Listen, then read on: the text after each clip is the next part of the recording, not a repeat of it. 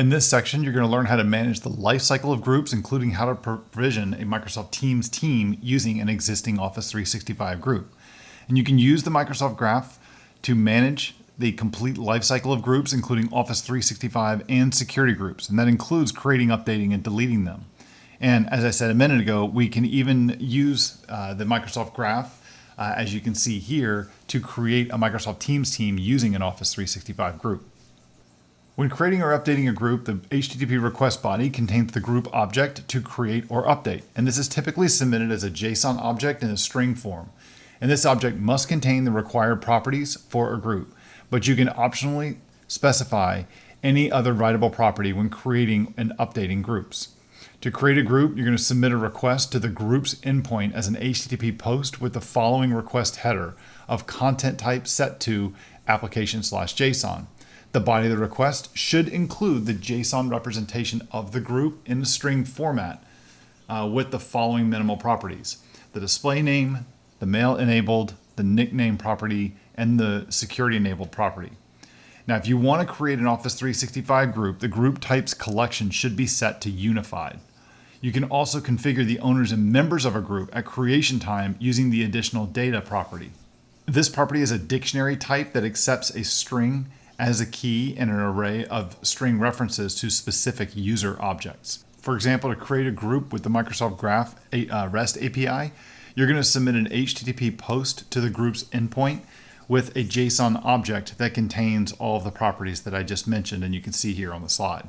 To do the same thing with a .NET SDK, I'm going to create the new group object, and then I'm going to submit the group object using the groups property or collection on a authenticated Microsoft Graph client and submit that using the add async method.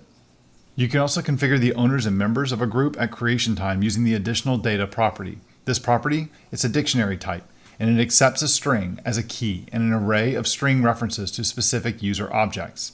For example, the following code is going to create a new Office 365 group with one owner and two members.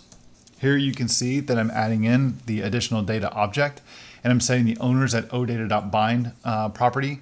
That's my string value for the key, and then the value that's going in is an array of strings. And that's pointing to the fully qualified endpoint for the user as they are found in Microsoft Graph. The GUID is their object ID, as you can see in the Azure AD Admin Center. To delete a group, you're going to submit an HTTP delete request to the group endpoint. So for example, I'm sending the delete to the group's endpoint/ID, which is the ID of the actual group. I can do the same thing with the Microsoft Graph .NET SDK, where I'm simply going to pass in the ID as an array, as an entry into the array, or as an index into the group's array that's being passed in, and then calling the delete async method. You can also use Microsoft Graph to create a new Microsoft team under the existing group, provided that that group has at least one owner. That's one requirement.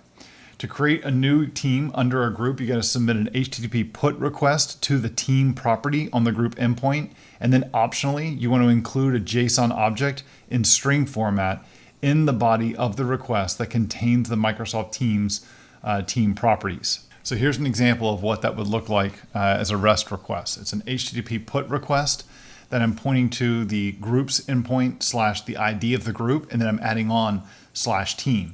Notice that I'm passing in a JSON object to setting member settings, messaging settings, and some other settings that I want to enable on the group, which are called fun settings. And I can make that exact same request using the Microsoft Graph .NET SDK by using the team object. I create an instance of the team object, and then I'm calling the team endpoint, and then using the put async method to submit that.